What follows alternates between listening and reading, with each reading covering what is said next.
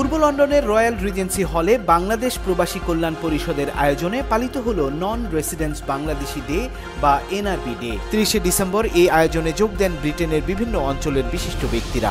তাদের উপস্থিতিতে মিলন মেলায় পরিণত হয় এই আয়োজন। অনুষ্ঠানে বক্তব্য রাখেন লেবার এমপি রূপা হক। তিনি তার বক্তব্যে বলেন, বাংলাদেশে একটা বড় পরিবর্তন হয়েছে। তিনি আশা করেন বাংলাদেশ যেন সঠিক পথে এগিয়ে যায়। And we know that there's big changes happening in Bangladesh. I know you said no politics, but you've got all these politicians in a room. How can you say no politics? Anyway, look, আমরা সব আশা করি যে বাংলাদেশের খবর ভালো হয়, যে আমরা সব দোয়া করি যে ওই দেশ, you know, there's been a lot of change. Let's hope it all goes well, and let's hope for a better 2025. We know that there are still wars in Ukraine and in Gaza where tens of thousands of people have been killed, women and children. Let us hope for a better 2025. রূপা হক আরও আশা করেন নতুন বছর বাংলাদেশ ও বিশ্বের জন্য শুভ বার্তা নিয়ে আসবে।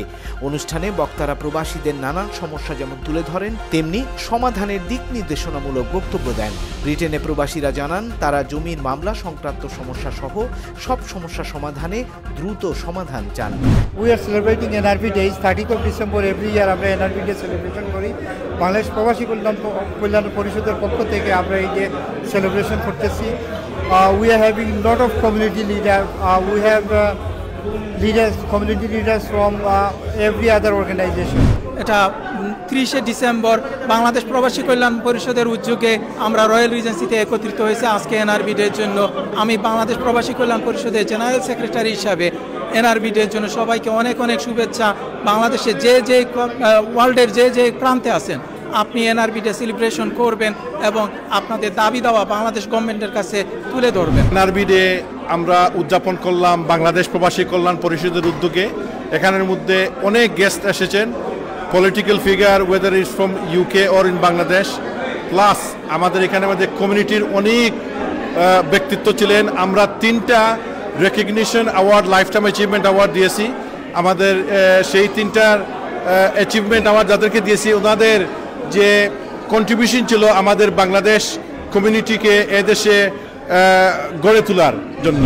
আর আমাদের মেইন উদ্দেশ্যটা হচ্ছে সেলিব্রেশনের সাথে সাথে বিশ্বের যেখানে আছেন বাংলাদেশের বাইরে সবার জন্য অধিকার আদায়ের পক্ষে এনআরবি ডে উপলক্ষে আমরা সবাই কাজ করতে পারি।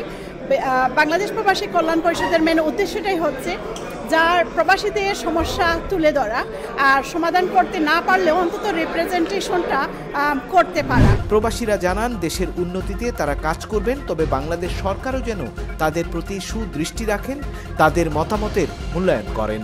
Politika TV news desk.